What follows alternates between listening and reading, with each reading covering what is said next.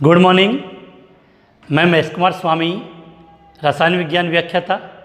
अपना जो चैप्टर चल रहा था वो चैप्टर नंबर 16 तेरहवीं रसायन स्टीरियो केमिस्ट्री, उसका टॉपिक हम पढ़ रहे थे वो था ज्यामितीय समवायता, जियोमेट्रिकल आइसोमेरिज्म। उसमें आज जो हम टॉपिक पढ़ेंगे उसका नाम है ज्यामितीय समवायता के अनुप्रयोग, application of geometrical isomerism. Topic start करने से पहले बेटा मैं एक बात बताना चाहूँगा कि इस वीडियो में मैं एक विशेष चीज़ लेकर आया हूँ कि वीडियो के बीच में मैं एक सवाल, एक प्रश्न, एक क्वेश्चन आपसे पुटअप करूँगा और जो बच्चा इस आंसर का कमेंट्स में सबसे जल्दी और बेस्ट आंसर देगा उसका नाम मैं अपने नेक्स्ट वीडियो में ज़रूर लूँगा। तो ध्यान रखें, वीडियो को सबसे पहले देखें और आंसर ज़रूर दें। अब आते हैं अपने टॉपिक पे। तो अपना टॉपिक जो आज का है वो है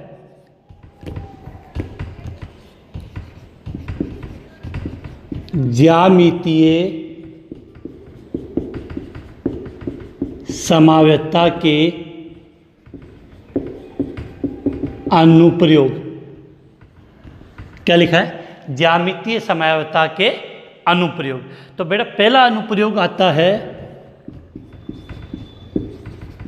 द्विध्रुव आघूर्ण डाइपोल मोमेंट।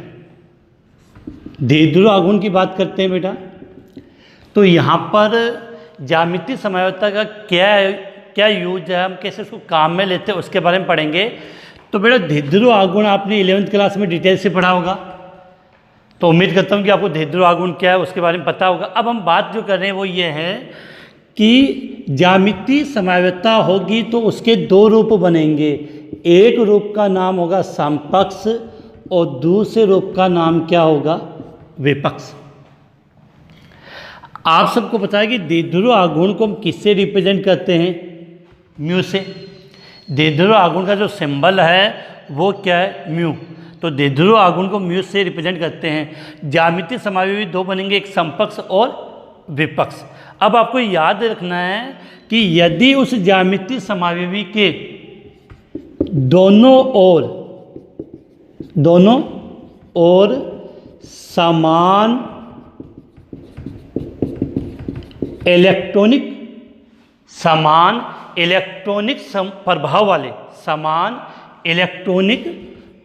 प्रभाव वाले समूह जुड़े हो,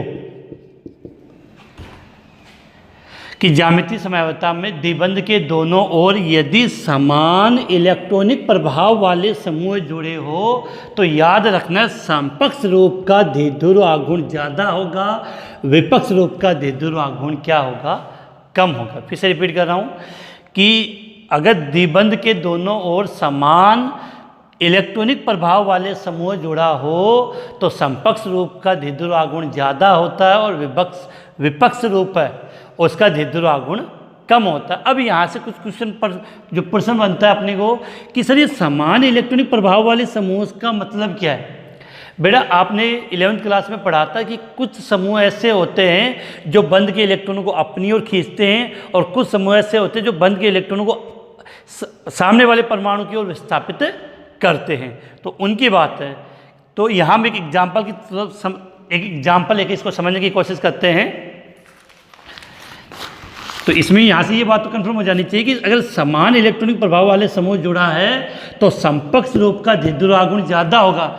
लेकिन अगर उसका उल्टा है, समान इलेक्ट्रॉनिक प्रभाव वाले समूह नहीं है, अलग अलग प्रभाव वाले समूह है, तो विपक्ष रूप का ज़्यादा हो जाएगा और समपक्ष रूप का कम हो जाएगा। तो एग्जाम्पल से हम इसको समझने की कोशिश करते हैं।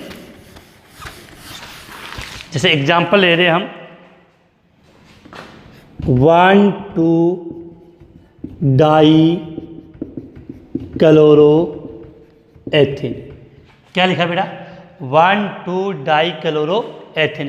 पहले हमें इसकी संरचना आनी चाहिए, हमने लास्ट वीडियो में इसकी संरचना भी पढ़ी थी।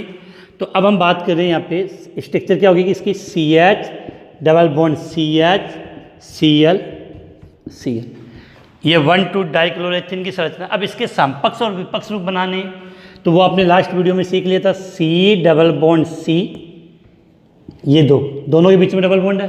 अब देखो इस कार्बन से एक तो H जुड़ा हुआ और एक Cl, तो मैंने क्या किया, Cl H H Cl एक ग्रुप बना दिया। दूसरे ग्रुप की बात करें, C double bond C Cl H Cl H, तो ये कौन सा रूप बना दिया हमने, विपक्ष रूप बना दिया।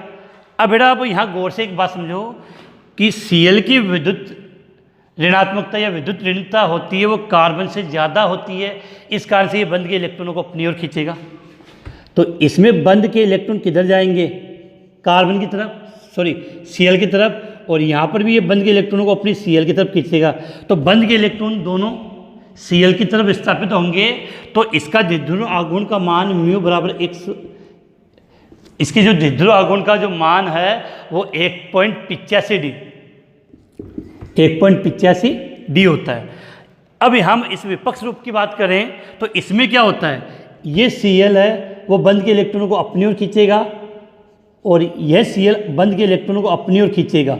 तो एक इधर की तरफ खींच रहा है और एक इधर की तरफ, तो दोनों विपरीत दिशा में खींच रहे हैं, जिसके कारण इसका द्विध्रुव आघूर्ण क्या हो जाएगा, म्यू का मान क्या हो जाएगा, 0।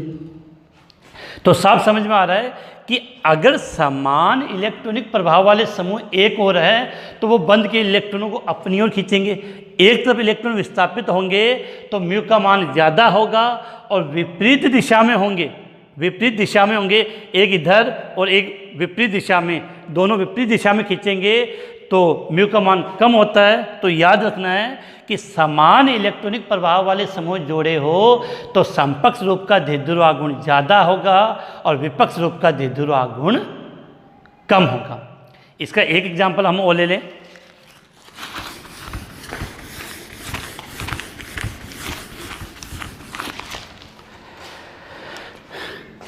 लिखा मैंने 2 ब्यूटीन, पिछले वीडियो में हमने 2 ब्यूटीन की ज्यामिति समावेश भी बनाए थे, तो हम डायरेक्ट यहाँ बना दें C double bond C CH3 H और H। एक और यहाँ बना दिया C double bond C CH3 H और H। अब गौर से मेरी बात सुनना, इस बंध में क्या होता है बेटा कि ये जो CH3 मेथल समूह होता है वो बंध के इलेक्ट्रॉन को अपनी ओर न खींचकर सामने वाले को बंध के इलेक्ट्रॉन उधर विस्थापित करता है, तो बंध के इलेक्ट्रॉन किधर जाएंगे, इधर की दिशा में। तो दोनों के दोनों बंध के इलेक्ट्रॉन इस कार्बन की तरफ जाएंगे, तो एक ही दिशा में जाएंगे, तो द्विध्रुव आघूर्ण का मान क्या होगा, ज़्यादा होता है। इसमें क्या होता है, इधर से ये इलेक्ट्रॉन को इधर विस्थापित कर रहा है और इधर से ये, तो दोनों विपरीत दिशा में होने पर एक इधर से जो लगा रहा इलेक्ट्रॉनों के लिए और एक इधर से, तो जिसके कारण से होगा क्या कि इसका द्विध्रुव आघूर्ण तो क्या हो जाएगा, 0, और इसका जो द्विध्रुव आघूर्ण है उसका मान होता है आपका 0.40 डी। तो याद करना है कि अगर समान इलेक्ट्रॉनिक प्रभाव वाले समूह जोड़े हो तो समपक्ष रूप का द्विध्रुव आघूर्ण ज़्यादा होता है और विपक्ष रूप का द्विध्रुव आघूर्ण कम होता है। लेकिन इसके विपरीत हो कि अगर समान इलेक्ट्रॉनिक प्रभाव वाले समूह ना जुड़े हो तो विपक्ष रूप का ज़्यादा हो जाएगा और समपक्ष रूप का कम हो जाएगा। एग्जाम्पल समझते हैं इसके लिए।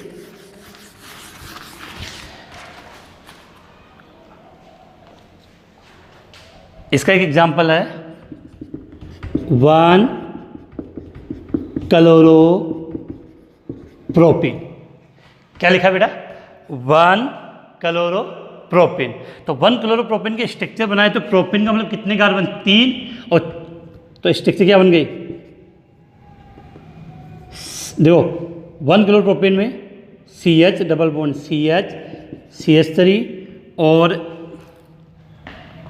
इस कार्बन पे आपने यहाँ पे एक Cl जोड़ दिया है, तो ये हो गया 1-क्लोरोप्रोपेन। साफ समझ में आ रहा है कि 1-क्लोरोप्रोपेन CH डबल बॉन्ड CH, एक तरफ CH3 और एक तरफ Cl है। इस कार्बन से दो समूह जोड़े, एक तो H और एक Cl, इससे एक H और एक CH3। इसके हम पहले समपक्ष और विपक्ष रूप बनाते हैं। तो समपक्ष और विपक्ष रूप कैसे बनेंगे, C double bond C CH3 HCl और विपक्ष रूप में C डबल बॉन्ड C, इधर आपका आ जाएगा HCH3HCl। बेटा धिद्रो आघूर्ण कब ज़्यादा होगा कब कम होता दिखा कि अगर विपरीत दिशा में या तो दोनों इलेक्ट्रॉन विपरीत दिशा में जा रही है, दोनों एक तरफ आ रहे हैं तो कम होगा, लेकिन एक ही दिशा में अगर दोनों इलेक्ट्रॉन विस्थापित हो तो वहाँ धिद्रो आघूर्ण का मान ज़्यादा होता। अब समझो कि अभी हमने पढ़ा था कि जो क्लोरीन है वो बंद के इलेक्ट्रॉनों को अपनी ओर आकर्षित करता है और CH3 है वो बंद के इलेक्ट्रॉन को अगले की ओर विस्थापित करता है। तो होगा क्या, Cl इसको इधर खींचेगा, CH3 इधर देगा, तो इसके धिद्रो आघूर्ण के मान में क्या है, ऑटोमेटिक कमी आएगी। अब देखो यहाँ पे इसमें क्या होता है, ये CH3 क्या करेगा, बंद के इलेक्ट्रॉन इस कार्बन की ओर विस्थापित करता है और यहाँ पर जो Cl है वो बंद के इलेक्ट्रॉनों को अपनी ओर खींचता है। तो बंद में इलेक्ट्रॉनों का प्रवाह एक ही दिशा में, तो इसका धिद्रो आघूर्ण का मान ज़्यादा होगा और इसका कम होगा। तो याद रखना है कि यहाँ पर जो समूह जोड़े हैं वो अलग अलग इलेक्ट्रॉनिक प्रभाव के हैं, इसके कारण विपक्ष रूप का क्या हो गया, धिद्रो आघूर्ण समपक्ष रूप का धिद्रो आघूर्ण कम हो गया है और विपक्ष रूप के धिद्रो आघूर्ण का मान ज़्यादा हो गया है। तो यहाँ पे याद करना कि इसका धिद्रो आघूर्ण का मान होता है म्यू बराबर 1.71 डी और इसका मान होता है म्यू बराबर 1.77 डी। तो उम्मीद करता हूँ कि छोटी सी बात है, फिर से 2 शब्दों में रिपीट कर रहा हूँ। अगर समान इलेक्ट्रॉनिक समूह, या तो इलेक्ट्रॉन देने वाले या इलेक्ट्रॉन ग्रहण करने वाले समान इलेक्ट्रॉनिक समूह जुड़े हो दोनों तरफ, तो समपक्ष रूप का ज़्यादा होगा, विपक्ष रूप का कम होगा। लेकिन इसके विपरीत हो कि अलग अलग इलेक्ट्रॉनिक प्रभाव वाले समूह हो तो विपक्ष रूप का ज़्यादा हो जाएगा और समपक्ष रूप का कम हो जाएगा। तो पहला उपयोग था धिद्रो आघूर्ण। तो ज्यामितीय समवायता के आधार पर हम यौगिक के धिद्रो आघूर्ण के बारे में बता सकते हैं। ये तो था इसका पहला उपयोग।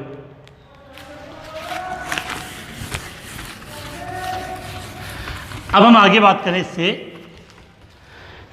बोर्ड में प्रश्न कैसे आएगा। बोर्ड में क्वेश्चन इस प्रकार से पूछ लिया जाता है कि 2 ब्यूटीन की जो ज्यामितीय समायोगी बनते हैं उसमें समपक्ष रूप का धिद्रो आघूर्ण ज़्यादा होता है और विपक्ष रूप का धिद्रो आघूर्ण कम होता है, क्यों, समझाइए। अब दूसरा ले रहे हैं तो पहला होगा धिद्रो आघूर्ण। दूसरे की हम बात करें, दूसरा अनुप्रयोग बेटा इसमें आता है गलनांक व क्वथनांक। क्या लिखा है, गलनांक व क्वथनांक। तो यहाँ आपको याद क्या करना है, यहाँ जस्ट उसका उल्टा है कि यदि वो धिद्रो आघूर्ण वाला पॉइंट अलग है, ये पॉइंट बिल्कुल अलग है बेटा। समान इलेक्ट्रॉनिक प्रभाव वाले समूह जुड़े हो, प्रभाव वाले समूह जुड़े हैं, तो याद रखना यहाँ समपक्ष की तुलना में विपक्ष रूप का गलनांक और क्वथनांक ज़्यादा होगा। फिर से रिपीट कर रहा हूँ, अगर समान इलेक्ट्रॉनिक प्रभाव वाले समूह जुड़े होंगे तो विपक्ष रूप का गलनांक व क्वथनांक है वो समपक्ष रूप से क्या होंगे, ज़्यादा होंगे। क्योंकि विपक्ष रूप में परबल वांडरवाल्स बल का निर्माण होता है, दोनों में वांडरवाल्स बल बनेंगे। तो बेटा अपनी बात ही चल रही थी कि समपक्ष और विपक्ष रूप में जब हम गलनांक और क्वथनांक की बात करें तो याद रखना था कि समान इलेक्ट्रॉनिक प्रभाव वाले समूह होंगे तो विपक्ष रूप का गलनांक व क्वथनांक अधिक होगा। क्योंकि विपक्ष रूप में जो वांडरवाल्स बल बनेंगे वो प्रबल बनते हैं, समपक्ष रूप में दुर्बल बनते हैं। इसको हम यहाँ से इस प्रकार से समझते हैं। हम इसका एक एग्जाम्पल लेते हैं।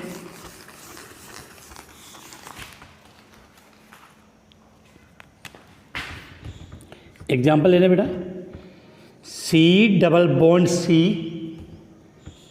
C double OH, C double bond OH, H और H। यहाँ पे C double bond C double OH, C double bond OH, H और H, ये हमने स्ट्रक्चर बनाई है। पहले बात तो ये उम्मीद करूँगा कि आपको इनके नाम याद होंगे। इसका ये समपक्ष रूप है, तो आपने इसको क्या नाम दिया था? मैलेइक अम्ल। और विपक्ष रूप को हमने सेम कंडीशन है, लेकिन विपक्ष रूप में इसका नाम चेंज हो जाता है, और विपक्ष रूप को हमने क्या नाम दिया था? फ्यूमेरिक अम्ल। अब बेटा समझना कि यहाँ समपक्ष रूप का गलनांक वो कितना कम होता है और विपक्ष रूप का ज़्यादा हो जाता है, कि बेटा जो समपक्ष रूप है इसमें दोनों COOH और COOS है, तो ये दोनों के दोनों बंध के इलेक्ट्रॉन को अपनी ओर आकर्षित करेंगे, तो समान इलेक्ट्रॉनिक प्रभाव वाले समूह जुड़े हुए। ठीक है, अब होता क्या है कि इसमें हाइड्रोजन बॉन्डिंग होती है, समझा रहा हूँ यहाँ पे। C double bond OH, C double bond OH, ये लिखा है। तो वही कार्बोक्सिलिक अम्ल लिखने का तरीका चेंज किया कि C double bond OOH, C double bond OOH। तो इस ऑक्सीजन और इस हाइड्रोजन के मध्य यहाँ क्या हो गई? Hydrogen bonding. 11वीं क्लास में पढ़ा होगा कि जब हाइड्रोजन परमाणु फ्लोरीन, ऑक्सीजन और नाइट्रोजन के मध्य आ जाए तो वहाँ हाइड्रोजन बॉन्डिंग का निर्माण करता है, जिसको हम डैश डैश के द्वारा रिप्रेजेंट करते हैं, डॉट के रूप में रिप्रेजेंट करते हैं। तो यहाँ हाइड्रोजन बॉन्डिंग बनी है। अब जब एक ही अणु में हाइड्रोजन बंध बनता है, एक ही अणु, ये पूरा एक ही अणु है, एक ही अणु में हाइड्रोजन बंध बनता है, तो उसको हम नाम बोलते हैं अंतः अणुक हाइड्रोजन बॉन्ड। तो ये तो इसमें बना है। अब विपक्ष रूप में आपको पता है यहाँ से बॉन्डिंग बनना पॉसिबल नहीं है, लेकिन होता क्या है कि जब विपक्ष रूप होगा तो इसमें बहुत सारे अणु होंगे, तो ये अपने एक अणु से बंध न बना के दूसरे अणु के साथ हाइड्रोजन बंध बनाता है। दूसरे अणु के साथ एग्जाम्पल समझे, जैसे यहीं पे इसको मिटा दो, ये तो समपक्ष रूप हो गया। तो समपक्ष रूप में तो कौन सा? अंतःअणुक हाइड्रोजन बंध बन गया, और जो विपक्ष रूप है उसमें अंतःअणुक हाइड्रोजन बंध बनता है। जैसे एक को बना दिया इसमें आपने समपक्ष में, विपक्ष में, कि C double bond C double OH, C double bond OH, H और H। जो विपक्ष रूप है ये, तो विपक्ष रूप में इन दोनों के मध्य तो बॉन्डिंग हो नहीं सकती, तो ये विपक्ष का एक अणु और ये विपक्ष का दूसरा अणु, इसको रिप्रेजेंट कर रहा हूँ C डबल बॉन्ड OH। तो इनके मध्य ये हाइड्रोजन बॉन्डिंग हो रही है।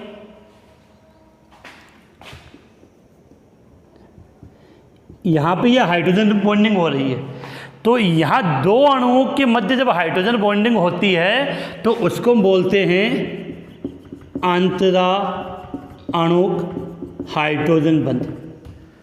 ध्यान रखना, दो बंध बनते हैं, एक तो बन गया आपका अंतर अणुक हाइड्रोजन बंध या हाइड्रोजन बॉन्ड। ये तो बनता है कितने अणु में बेटा? एक अणु में। और जब दो अणुओं के मध्य बने तो अंतराणुक। तो जो अंतराणु का हाइड्रोजन बंध होता है वो इस अंतराणु की तुलना में मजबूत होता है, प्रबल होता है। इसी कारण से जब समान इलेक्ट्रॉनिक प्रभाव वाले समूह जुड़े हो तो विपक्ष रूप का गलनांक और क्वथनांक है वो समपक्ष रूप से ज़्यादा होता है। तो याद करना कि यहाँ पे हमने एक तो बनाया था फ्यूमेरिक अम्ल, और यहाँ पर हमने स्ट्रक्चर मिटा दी थी बेटा C double bond C double OH, C double OH, H और H। इसको आपने क्या नाम दिया था? मैलेइक अम्ल। तो समपक्ष रूप का मैलेइक नाम होता है, विपक्ष रूप का फ्यूमेरिक अम्ल होता है। तो बेटा इसका जो गलनांक होता है वो तो होता है 130 डिग्री सेल्सियस, और इसका जो गलनांक होता है वो होता है 287 डिग्री सेल्सियस। तो याद रखना कि किसका अधिक है? विपक्ष रूप का गलनांक व क्वथनांक का मान अधिक होगा। एक और एग्जाम्पल ले लेते हैं बेटा। तो ये समझाना नहीं था, ये तो अपने को याद ही रखना था। हाइड्रोजन बंध वाला एग्जाम्पल अलग से फिर से आएगा। यहाँ तो अपने को इतना याद करना कि विपक्ष रूप में प्रबल वान डेर वाल्स बल अधिक होने के कारण जब समान इलेक्ट्रॉनिक प्रभाव वाले समूह जोड़ेंगे तो विपक्ष रूप का गलनांक व क्वथनांक अधिक होगा। इसका नेक्स्ट एग्जाम्पल है बेटा, बेटा आपने एक कंपाउंड का नाम सुना होगा, सिनेमिक अम्ल। सिनेमिक अम्ल, इसका मैं फॉर्मूला लिख रहा हूँ, C6H5 CH double bond CH C double OH, C double bond OH, C6H5 CH double bond CH और C डबल OH, इसको बोलते हैं सिनेमिक अम्ल। क्या नाम लिखा बेटा इसका? सिनेमिक अम्ल। तो यहाँ देखते हैं, C डबल बॉन्ड C, इधर H, इधर H, इधर C double bond OH, C6H5।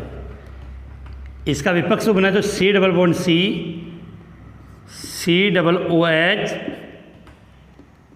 यहाँ पर आपका एक मिनट, ये H, C double bond OH, H, C6H5। बेटा ध्यान रखना, कार्बोक्सिलिक अम्ल और फेनिल समूह, ये कार्बोक्सिलिक अम्ल है और ये फेनिल समूह।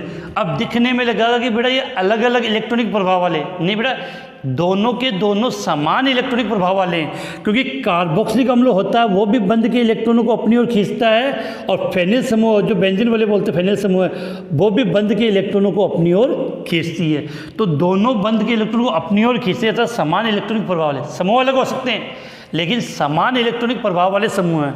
अब यहाँ पर याद रखना कि दोनों स्ट्रक्चर हमने किसकी बनाई? सिनेमिक अम्ल की। ध्यान रखना, इसका जो विपक्ष रूप है, विपक्ष रूप को तो हम बोलते हैं सिनेमिक अम्ल।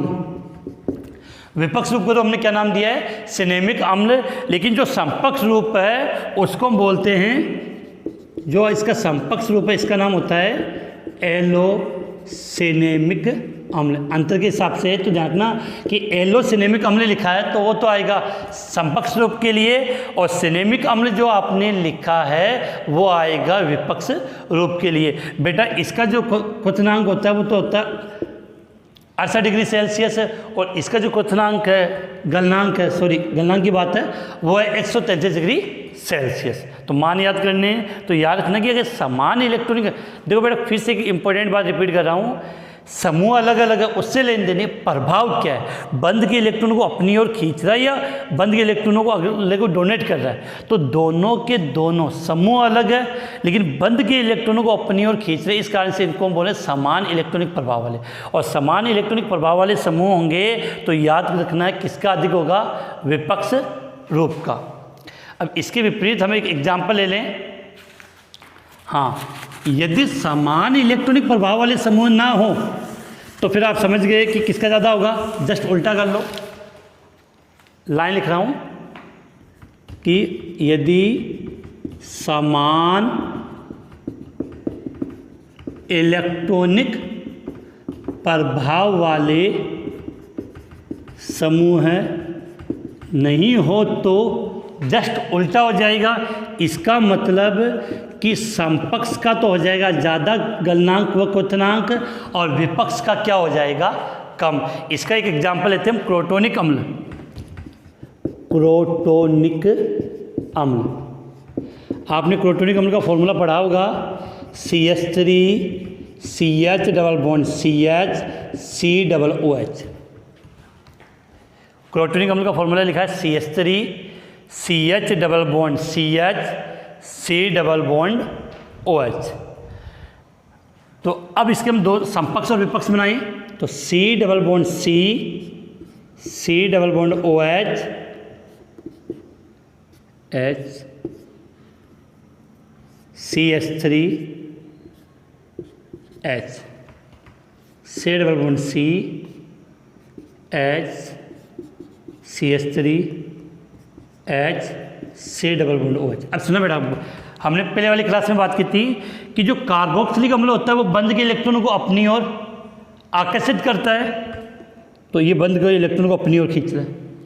लेकिन जो एल्काइल ग्रुप होता है, एथिल मेथिल होते हैं, ये बंध के इलेक्ट्रॉनों को अगले की ओर विस्थापित करते, डोनेट करते हैं, तो इसका निशान ये आएगा। तो दोनों समूह समान इलेक्ट्रॉनिक प्रभाव वाले नहीं हैं, अलग अलग इलेक्ट्रॉनिक प्रभाव वाले हैं। तो साफ समझ में होना चाहिए कि समपक्ष रूप का यहाँ गलनांक ज़्यादा होगा और विपक्ष रूप का कम होगा। अगर इनके हम गलनांक और क्वथनांक की बात करें तो इनका जो गलनांक है इसका तो होता है बेटा 150 डिग्री सेल्सियस और इसका होता है 72 डिग्री सेल्सियस। ध्यान रखना, ये कौन सा रूप है? समपक्ष और ये है विपक्ष। एक देखना बेटा, इसमें भी नाम पर्टिकुलर दे रखा है। जो समपक्ष रूप होता है उसको तो हम बोलते हैं क्रोटोनिक अम्ल, क्रोटोनिक अम्ल, और इसका जो विपक्ष रूप है उसको बोला जाता है आइसोक्रोटोनिक अम्ल। विपक्ष रूप को हम क्या बोलते हैं? आइसोक्रोटोनिक अम्ल। तो बात क्लियर हो जानी चाहिए कि यदि समान इलेक्ट्रॉनिक प्रभाव वाले समूह नहीं जुड़े हैं तो समपक्ष रूप का गलनांक व क्वथनांक ज़्यादा होगा। तो हमने यहाँ पे ज्यामितीय समझौता के दो अनुप्रयोग, पहला अनुप्रयोग देदुर आगुण, दूसरा अनुप्रयोग गलनांक व क्वथनांक की बात की है। अब बात करते हैं बेटा तीसरा, रासायनिक गुणधर्म।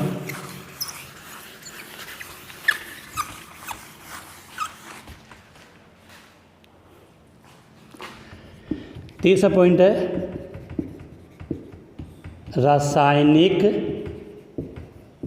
गुणधर्म।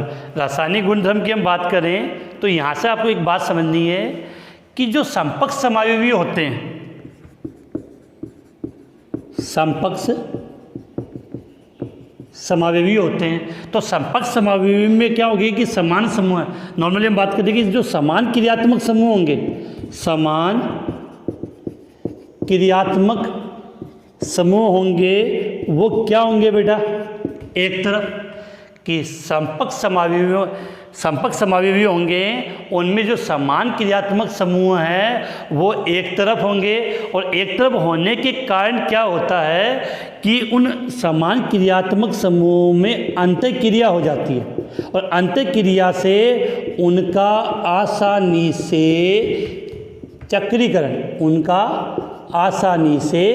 चक्रीकरण हो जाता। तो कहने का मतलब क्या है? पहचान में बता रहा है कि अगर समपक्ष और विपक्ष रूप की हमें पहचान करनी है तो समपक्ष रूप में क्रियात्मक समूह एक तरफ होने के कारण उनमें अंतःक्रिया होगी, अंतःक्रिया से कोई छोटे अणु का विलोपन हो जाएगा और उनसे चक्रीय कंपाउंड, उनका चक्रीकरण हो जाता है। जबकि ये प्रोसेस विपक्ष रूप में पॉसिबल नहीं है, क्योंकि विपक्ष रूप में वो समूह दोनों विपरीत दिशा में होंगे तो उनका चक्रीकरण आसानी से नहीं हो सकता। इसी का एक सिंपल सा हम एग्जाम्पल लेते हैं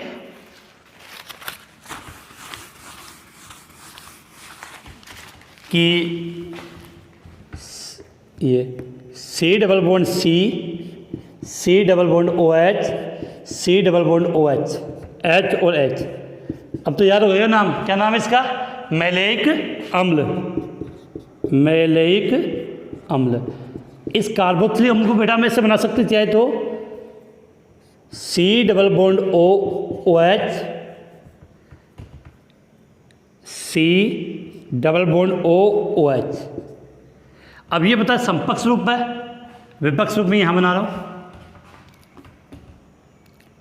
C double bond C double bond OH, C double bond OH, H और H बन गया। अब यहाँ से आप बात समझना जो मैं समझा रहा हूँ कि यहाँ से OH और यहाँ से H, अगर इस मैलेइक अम्ल को मैंने क्या किया 140 डिग्री सेल्सियस पे गर्म कर दिया।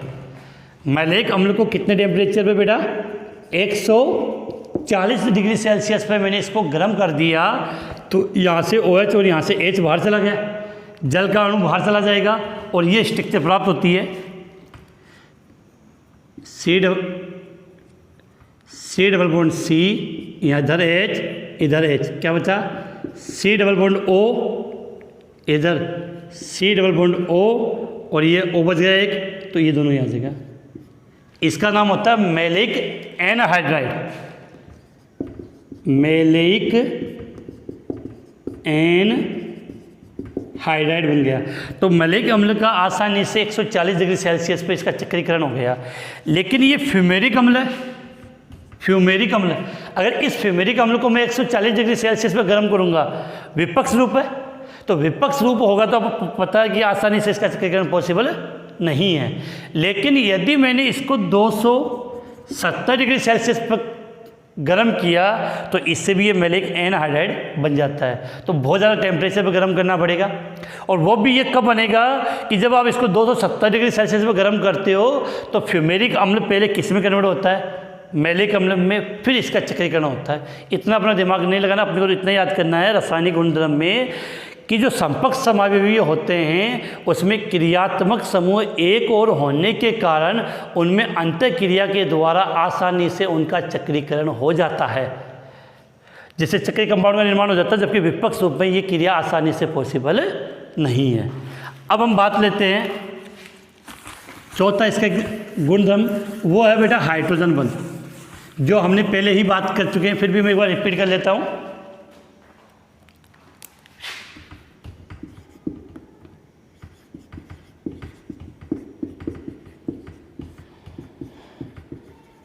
क्या लिखा है, हाइड्रोजन बंध। बेटा यहाँ से एक बात समझनी कि हाइड्रोजन बंध दो प्रकार के होते हैं। एक को तुम बोलते हैं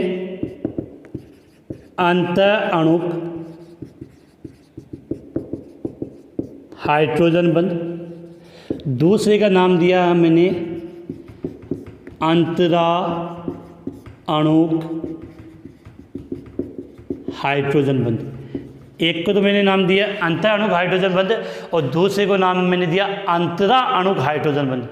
दोनों में अंतर क्या है, जब एक ही अणु में बंध बने, जब एक ही अणु में कौन सा बंध हो, हाइड्रोजन बंध, तो जो अंतः अणुक हाइड्रोजन बंध होता है वो कितने अणु में होता है, एक अणु में, और अंतरा अणुक हाइड्रोजन बंध होता है वो एक से ज़्यादा। तो नॉर्मली हम बात कर लेते कितने अणु में, दो अणु में। तो इसका एग्जाम्पल हमने पढ़ा था मैलिक अम्ल और फ्यूमेरिक अम्ल। अभी वाला एग्जाम्पल था तो मैलिक अम्ल, फिर से रिपीट कर ले इसको, C double bond C double bond OH, C double bond, इसको सी डबल बॉन्ड OH। तो ये H, तो इस H को अगर मैंने ऐसे लिखा तो इसके मध्य यहाँ हाइड्रोजन बॉन्डिंग हो रही है, तो ये एक ही अणु में, तो ये तो है अंतः अणुक हाइड्रोजन बंध। और इसका विपक्ष रूप होगा तो उसके दो अणुओं में होगा। तो हमने बोला कि जब दो अणुओं में अगर हाइड्रोजन बॉन्डिंग होती है तो वो ज़्यादा मजबूत होती है। तो विपक्ष रूप में जो अंतः अणुक हाइड्रोजन बंध होता है वो प्रबल होता है। इस कारण से विपक्ष रूप का गलनांक व क्वथनांक क्या होता है बेटा, ज़्यादा होता है। अगर इसको समझाना चाहे तो इस प्रकार से हम समझा भी सकते हैं कि C double bond C double bond OH, C double bond OH, H और H। तो बेटा अब विपक्ष रूप होगा तो इसके और भी अणु होंगे तो वो इधर की साइड आके हाइड्रोजन बंध बनाएंगे।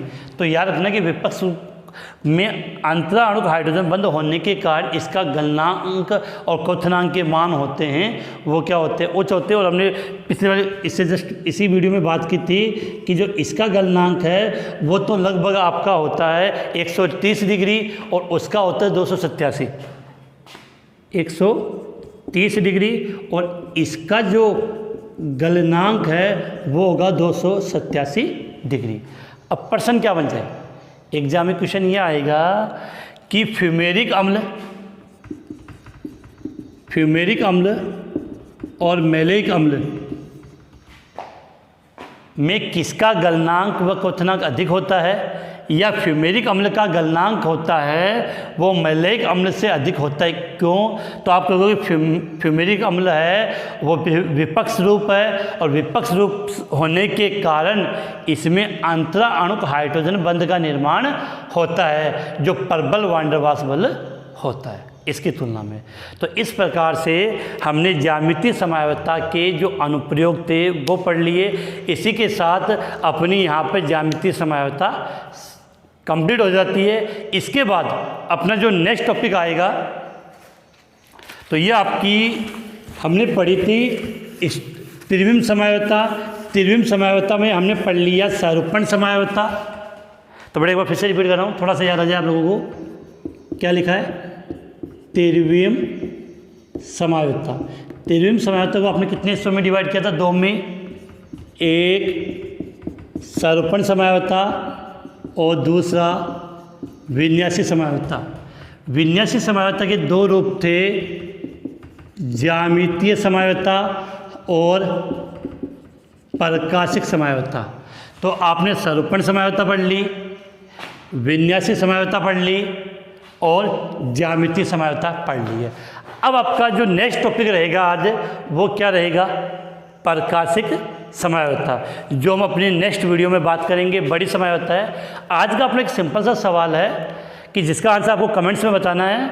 सरूपण समयावस्था और विन्यासी समयावस्था में मेन अंतर क्या है? सरूपण समयावस्था और विन्यासी समयावस्था में मेन अंतर क्या है वो आपको यहाँ कमेंट्स में ज़रूर बताना है। इसके अलावा बेटा मैंने बता रखा कि अपनी निःशुल्क ऑनलाइन केमिस्ट्री क्लासेज चालू है। यदि कोई विद्यार्थी इच्छुक हो तो वो मेरे नीचे लिखे व्हाट्सएप नंबर पर मैसेज करके उससे भी कनेक्ट कर सकता है, उससे क्लास ज्वाइन कर सकता है। ओके बेटा।